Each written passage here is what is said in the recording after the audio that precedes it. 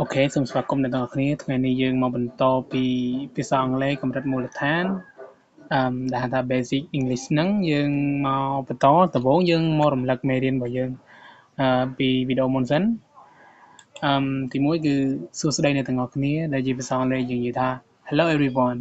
អញ្ចឹងទៅចំណុចទី2គឺអរុណសួស្តីអ្នកទាំងអស់គ្នាដែលយើងតែងថា Good morning Good morning everyone អញ្ចឹងគឺអរុណសួស្តីអ្នកទាំងអស់គ្នាអញ្ចឹងយើងចូលមកបន្តទៀតគឺslide បន្ទាប់តើអ្នកសុខសប្បាយទេ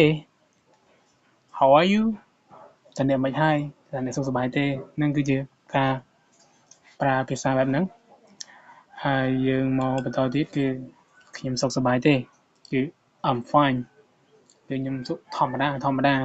មានតែបញ្ហាអីអញ្ចឹងយើងចូលមកមេរៀនបន្ទាប់ដែលយើងត្រូវរៀននៅថ្ងៃនេះគឺយើងនិយាយពីសំណួរទី1គឺ What are you doing តើអ្នកកំពុងធ្វើអីខ្ញុំកំពុងធ្វើអីនេះខ្ញុំកំពុងធ្វើអីអ្នកកំពុងធ្វើអីហ្នឹងធ្វើអីហ្នឹងធ្វើអីហ្នឹងអានេះថា What are you doing ឥឡូវយើងចូលមកបន្តខ្ញុំកំពុងអានសៀវភៅ I am reading book អញ្ចឹងជាទូទៅយើងនិយាយថា I'm reading the book វាមិនជាមានពាក្យអត្ថន័យខុសគ្នាប្រហែលទេគ្រាន់តែពេលខ្លះប្រើ am ពេលខ្លះប្រើ I am តែវាជា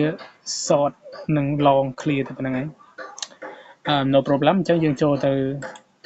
បន្តទៀតគឺគេថាតើអ្នកកំពុងអានសៀវភៅប្រភេទណាចង់អានសៀវភៅអីណា What kind of book are you reading តើអ្នកកំពុងអានសៀវភៅប្រភេទអីអានប្រភេទអីណោះយើងចូលមកបន្តទៀតមកគេថាអូខ្ញុំហ្នឹងកំពុងតែអានសៀវភៅបែបប្រវត្តិសាស្ត្រ I am reading the book of historical អញ្ចឹង